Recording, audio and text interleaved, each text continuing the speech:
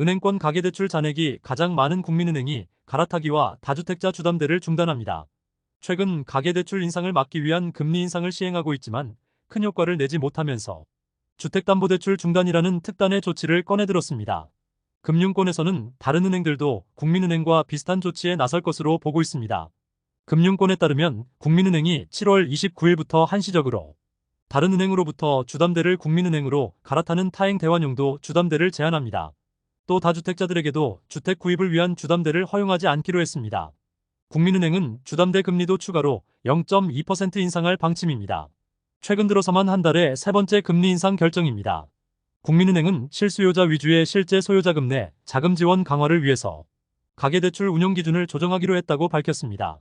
주담대 제한 카드를 꺼낸 건 가계대출 증가세가 계속되고 있기 때문입니다.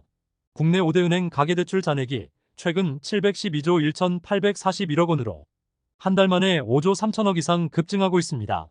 지난 2021년 7월 이후 2년 11개월 만에 가장 큰 폭으로 증가했습니다. 사실 이번 사태를 악화시키고 있는 건 정부라는 지적도 있습니다. 은행들의 올해 상반기 가계대출 증가폭이 이미 연간 목표치를 초과했음에도 금융당국이 예정됐던 대출 제한 조치 시행을 늦추면서 가계대출이 급증했다는 분석입니다.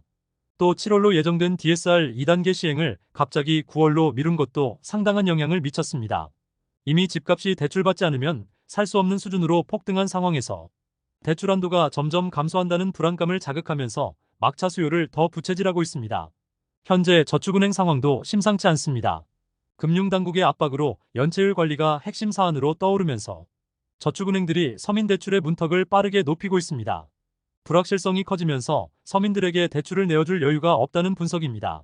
실제 올해 6월 기준 가계신용대출을 취급한 저축은행 23곳 등에서 신용점수 600점 이후 저신용자들에게는 대출을 내어주지 않았습니다.